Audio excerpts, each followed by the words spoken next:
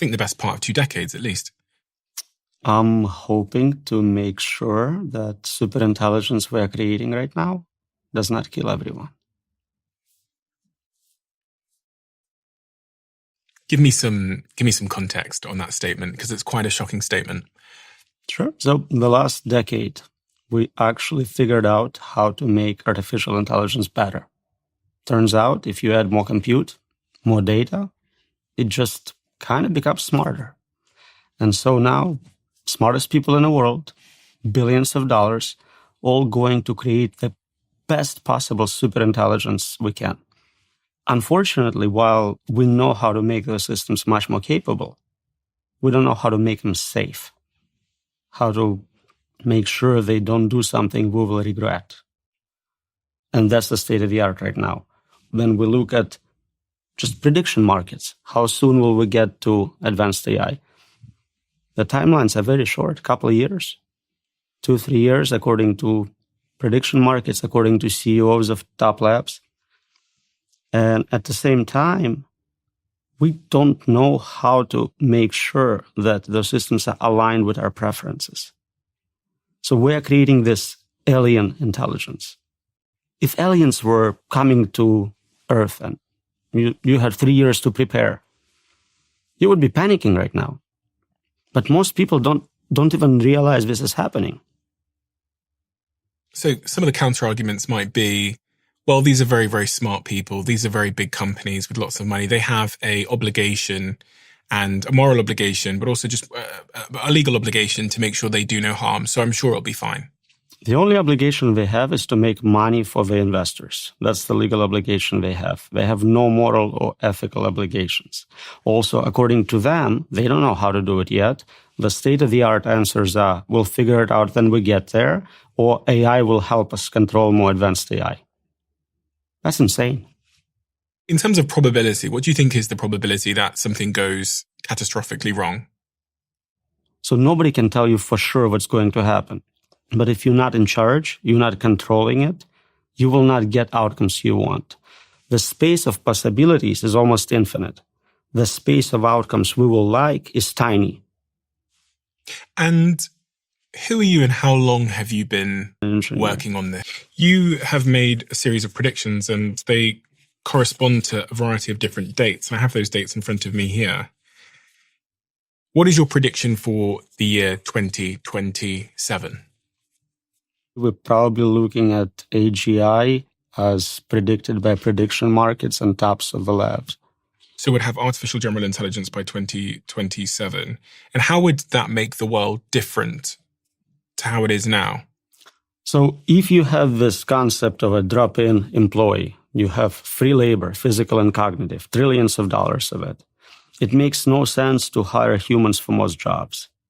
If I can just get, a $20 subscription or a free model to do what an employee does, first, anything on a computer will be automated. And next, I think humanoid robots are maybe 5 years behind. So in 5 years, all the physical labor can also be automated. So we're looking at a world where we have levels of unemployment we've never seen before. I'm not talking about 10% unemployment, which is scary, but 99%. All you have left is jobs where, for whatever reason, you prefer another human would do it for you.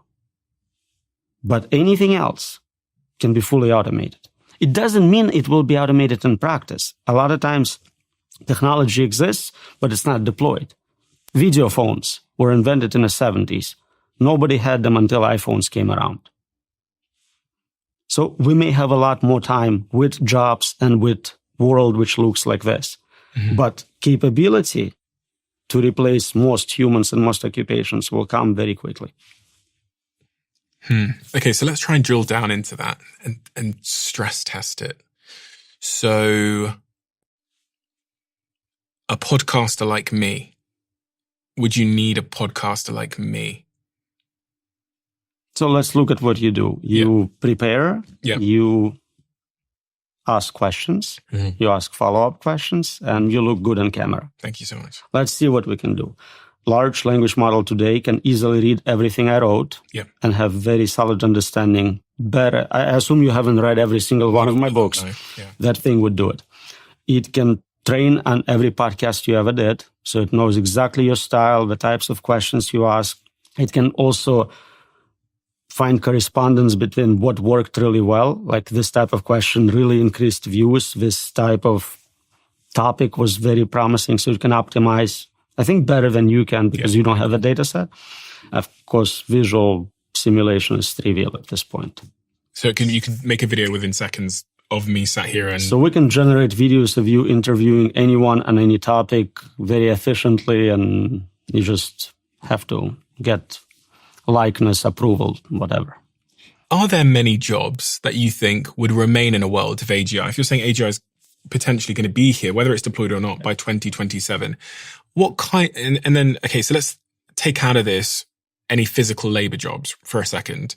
Are there any jobs that you think a human would be able to do better in a world of AGI still? So that's the question I often ask people. In a world with AGI, and I think almost immediately we'll get superintelligence as a side effect. So the question really is, in a world of superintelligence, which is defined as better than all humans in all domains, what can you contribute? And so you know better than anyone what it's like to be you. You know what ice cream tastes to you. Can you get paid for that knowledge? Is someone interested in that? Maybe not a big market.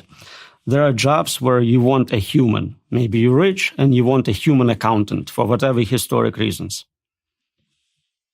Old people like traditional ways of doing things. Warren Buffett would not switch to AI. He would use his human accountant. But it's a tiny subset of the market. Today, we have products which are man-made in US as opposed to mass-produced in China. And some people pay more to have those. But it's a small subset. It's almost a fetish. There is no practical reason for it. And I think anything you can do on a computer could be automated using that technology. You must hear a lot of rebuttals to when you say it, because people experience a huge amount of mental discomfort when they hear that their job, their career, the thing they got a degree in, the thing they invested $100,000 into is going to be taken away from them. So their natural reaction, for some people, is that cognitive dissonance that, no, you're wrong.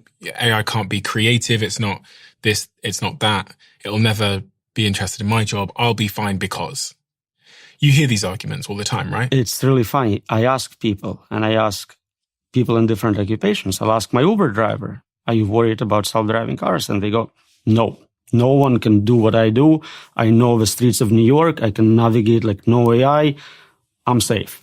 And it's true for any job. Professors are saying this to me. Oh, nobody can lecture like I do. Like, this is so special. But you understand it's ridiculous. We already have self-driving cars replacing drivers. That is not even a question if it's possible. It's like, how soon before you're fired? Yeah, I mean, I've just been in LA yesterday, and my car drives itself. So I get in the car, I put in where I want to go, and then I don't touch the steering wheel or the brake pedals, and it takes me from A to B, even if it's an hour-long drive without any intervention at all. I actually still park it, but other than that, I'm not driving the car at all. I mean, obviously in LA we also have Waymo now, which means you order it on your phone, and it shows up with no driver in it and takes you to where you want to go. Oh yeah. So it's quite clear to see how that is potentially a matter of time. For those people, because we do have some of those people listening to this conversation right now, that their occupation is driving, to offer them and I think driving is the biggest occupation in the world, if I'm correct. I'm pretty sure it is the biggest occupation in the world. Would be one of the top ones, yeah. What would you say to those people?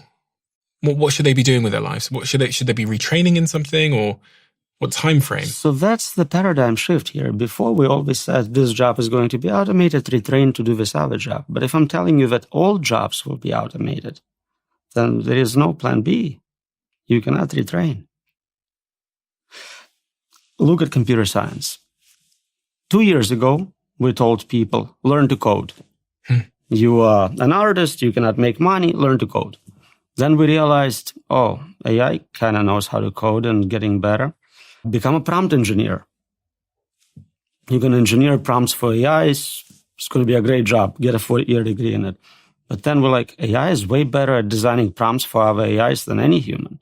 So that's gone. So I can't really tell you Right now, the hottest thing is design AI agents for practical applications. I guarantee you in a year or two, it's going to be gone just as well. So I don't think there is this occupation needs to learn to do this instead. I think it's more like we as a humanity, then we all lose our jobs. What do we do? What do we do financially? Who's paying for us? And what do we do in terms of meaning? What do I do with my extra 60, 80 hours a week? You've thought around this corner, haven't you? A little bit. What is around that corner, in your view? So the economic part seems easy. If you create a lot of free labor, you have a lot of free wealth, abundance, things which are right now not very affordable become dirt cheap, and so you can provide for everyone basic needs. Some people say you can provide beyond basic needs. You can provide very good existence for everyone. The hard problem is, what do you do with all that free time? For a lot of people, their jobs are what gives them meaning in their life, so they would be kind of lost. We see it with people who retire or do early retirement. And for so many people who hate their jobs, they'll be very happy not working. But now you have people who are chilling all day. What happens to society? How does that impact crime rate, pregnancy rate, all sorts of issues? Nobody thinks about. Governments don't have programs prepared to deal with 99% unemployment. What do you think that world looks like?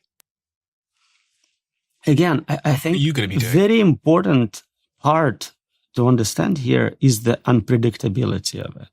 We cannot predict what a smarter than us system will do. And the point when we get to that is often called singularity, by analogy with physical singularity. You cannot see beyond the event horizon. I can tell you what I think might happen, but that's my prediction. It is not what actually is going to happen because I just don't have cognitive ability to predict a much smarter agent impacting this world. Then you read science fiction. There is never a superintelligence in it actually doing anything because nobody can write believable science fiction at that level. They either banned AI, like Dune, because this way you can avoid writing about it, or it's like Star Wars. You have this really dumb bots, but nothing superintelligent ever. Because by definition, you cannot predict at that level. Because by definition of it being superintelligent, it will make its own mind up. By definition, if it was something you could predict, you would be operating at the same level of intelligence, violating our assumption that it is smarter than you. If I'm playing chess with superintelligence and I can predict every move, I'm playing at that level. It's kind of like my French bulldog trying to predict exactly what I'm thinking and what I'm going to do. That's a good cognitive gap. And it's not just he can predict you going to work, you coming back, but he cannot understand why you're doing a podcast. That is something completely outside of his model of the world. Yeah, he doesn't even know that I go to work. He just sees that I leave the house and doesn't know where I go. Buy food for him. What's the most persuasive argument against your own perspective here? That we will not have unemployment due to advanced technology?